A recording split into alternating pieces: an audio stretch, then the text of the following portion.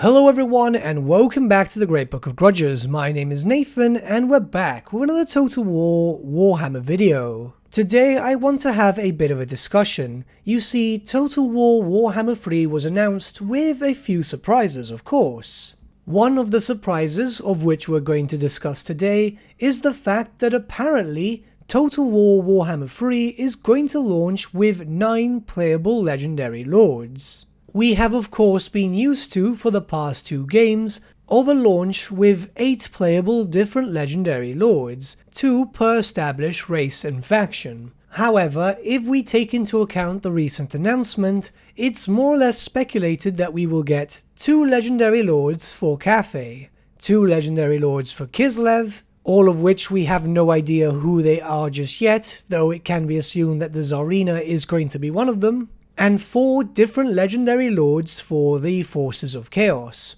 1 per different god. 1 legendary lord for Slaanesh, 1 legendary lord for Tzeentch, 1 legendary lord for Khorne, and 1 legendary lord for Nurgle. That leaves us with 8 different legendary lords, so who could the 9th be? I've tried to look around online and see if there are any hints out there somewhere, but I've not been able to find any. However, I've discussed with my community, and honestly, I believe that it could be Bellacore. There are a few reasons to support this theory. First off, it looks like the other Chaos factions will be focused on a monogod aspect. This is purely speculation, but that would mean that the Khorne faction would only be able to recruit Khorne-based units, Tzeentch with Tzeentch-based units, and so on and so forth. That all indeed works rather well, as it is incredibly lore-friendly to see armies devoted to specific Chaos gods, so having monogod factions works incredibly well. However, there is also the argument that a undivided faction is needed. Monogod versus undivided was always a massive hot topic in Reddit, the forums, and any other place online. Undivided warbands were actually as common as monogod, as it indeed was possible to see multiple warbands joining up against a common enemy. And with the addition of a 5th Chaos faction, that of Chaos Undivided for the Demons of Chaos, then that kinda squashes the monogod and undivided argument, because it would literally have both sides of the argument in one implementation. You are more than free to play monogod if you wanted to, or if you wanted a weaker variant of all the units but having access to all of them, then you would have the choice of undivided. And Bellacore, of course, being the only demon prince of Chaos Undivided, would be the perfect legendary lord choice here. As it stands with lore, Bellacore is the only mortal to ascend to demonhood with the blessing of all 4 Chaos gods.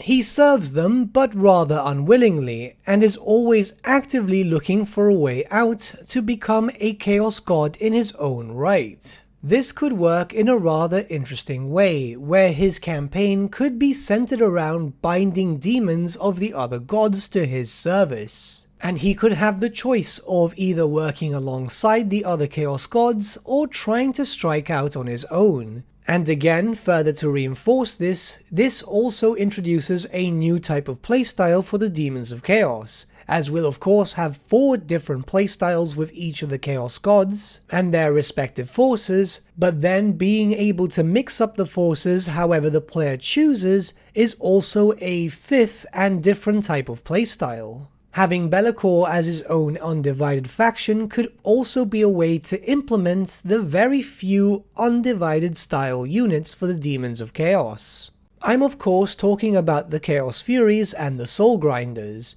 and yeah, the Chaos Furies are very much unknown even to the player base. Through my years of playing the tabletop, I honestly don't recall anyone ever using Furies, and of course the Soul Grinder itself looks like a very 40k unit.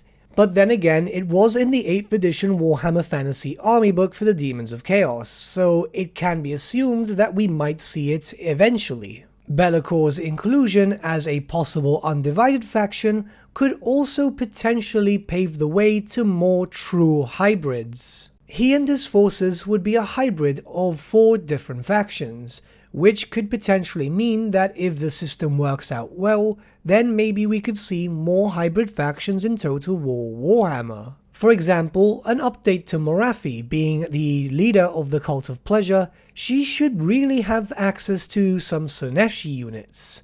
I know I'm kinda overextending myself here, but this seems like the best obvious testing ground, as I will reinforce my earlier statement that undivided armies are very common in the world of Warhammer Fantasy.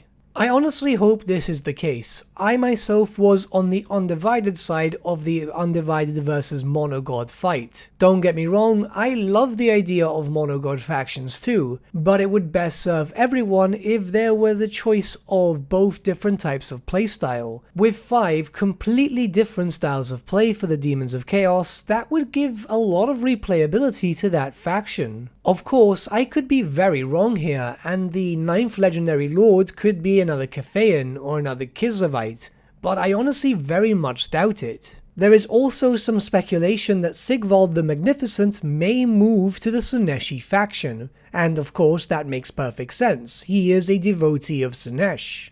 So if that ends up being the case, then we will need another undivided lord, as currently we have the Warriors of Chaos in an undivided state. Of course, we don't know exactly what Creative Assembly are planning at the moment, but yeah, I mean, Bellacore does fit the undivided section. And there really aren't that many undivided characters as a whole, mortal or immortal. Yes, I know some people might mention Crom the Conqueror here, but more than likely Crom will end up as a legendary hero, or at least I hope so, as that's what fits him the best. As a legendary hero for Archaon the Everchosen.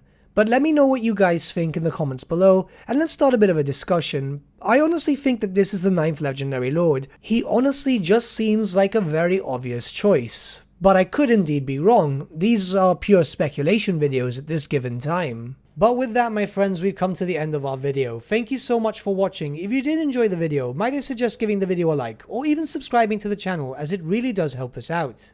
In the description section below are various links to different social media platforms such as Facebook, Instagram, and Discord. Also in the description section is an affiliate link with Element Games where you could buy loads of hobby-based products, not just Warhammer, for 10 to 25% off. Making a purchase using that link and also our special code, which is also in the description, supports the channel at no extra cost to you, which we think is rather cool. A big thank you to our patrons, your support means the world to us. It's amazing that people want to help a small channel like us grow and get to a higher level of content. A big thank you to Gibraltar LUSC, Ryan Bertsche, Andrew Prince, and Okro for subscribing to us at our Fane level. You guys are super cool. And a big thank you to Edward Yule, VS Vasan, Aaron Whitman, and Shaggy for subscribing to us at our King level. Honestly, we can't thank you all enough. And lastly, a big thank you to all of you for liking, sharing, and commenting on these videos. Honestly, it's because of you guys that the channel's been growing at such a great pace lately, so we can't thank you all enough. But with that, my friends, thank you so much for watching once again, and we shall see you all again very, very soon.